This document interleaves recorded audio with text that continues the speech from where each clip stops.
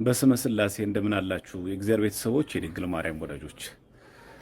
እንግዲህ ሰሞኑን የተለያዩ ጥሪዎች ከተለያዩ ወገኖች እየሰማን እንገኛለን። በመጀመሪያ እኛ ያደረግናቸው ሁለቱም ጥሪዎች የሁለቱንም ጥሪ መቀበልን ያደረግነው ቀለም ወርቅ አይተንፍሱ ወይም ደግሞ ኤርሚያስ አበበ የሚባለው ግለሰብ ነገረ መስቀሉን በተመለከተ እኔ አጠገብ ሊቆም የሚችል አንድም የቤተ ክህነት ሰው የለም በማለቱ ምክንያት እሱ ያቀረበውን ጥሪ የተቀበልነው። ትዝታ ሳሙኤልና ዮናታን አክሊሉ የተባሉ ግለሰቦች ደግሞ በቤተክርስቲያናችን የሐዲስ ኪዳን መሰዊያ በሆነ በታቦት ላይ ሲሳለቁ ነበር። ለዚህ ላቀረቡ ስላቅ ምላሽ ካላቸው ገለልተኛ በሆነ ቤት ልክ እንደ ቴዲ አዋሳ ቤት እንድንዋይ ነበር ጥሪ ያቀረብኩት። ቀለሜም ላቀረበው እኔ ፊት የሚቆም የለም በማለቱ እሺ አንተ ባልከው ርዕስ ሆኖ በመጽሐፍ ቅዱስ ቤተክርስቲያናችን በምትቀበላችሁ የትኞቹ መጽሐፍቶች ብለን ጥሪ ተቀበልነው። አልመጣም። ትዝታው ሳሙኤልና ዮናታን አክሊሉ ልክ እንደዚህ በሐዲስ ኪዳን መሰዊያ በሆነው በታቦቱ ይደገማል ባሉት ክፉ ድግምት ምክንያት ኑ እንወያይ ያልናቸው እነሱም ይኸው እስከዛሬ ድረስ ሳይመጡ ቀሩ።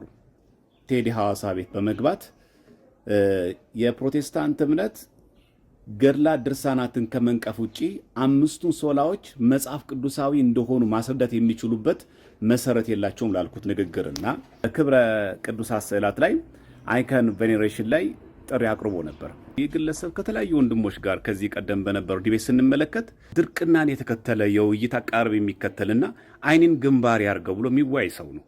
ባጭር ቃሌ ለዲቤት ውይይት ብቁ ሰው አይደለም።